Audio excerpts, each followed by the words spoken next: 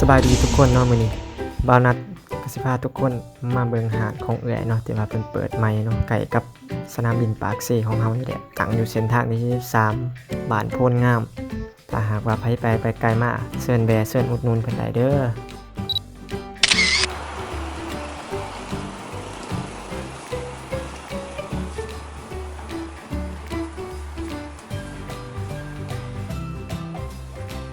งานบ้านหน้านอน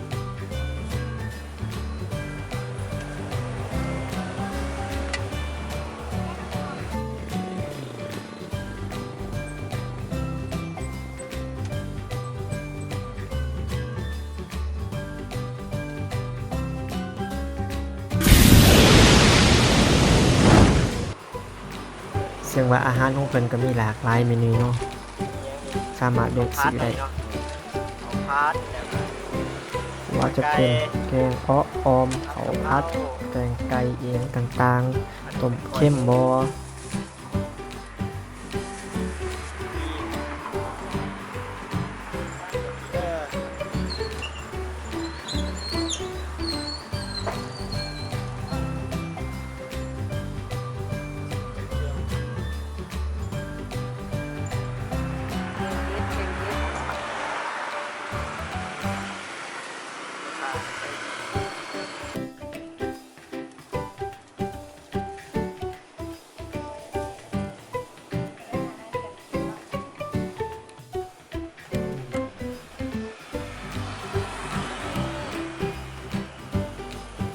ขาVIPเป็นมาเลยพี่น้อง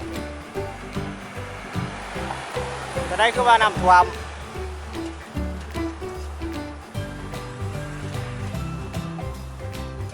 ว่าไง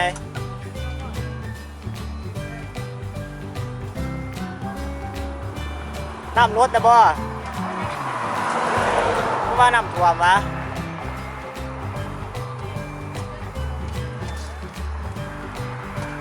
อันนี้เป็นสาวไปเลยสางหาดในทีโอ้ยสาวแอนคุณแอน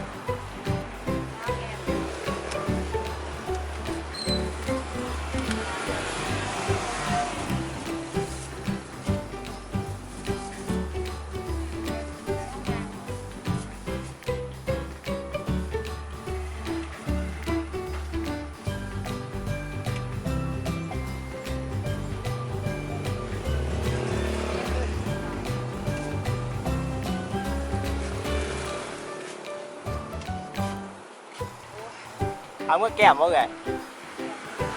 ว่าเมื่อแก้ม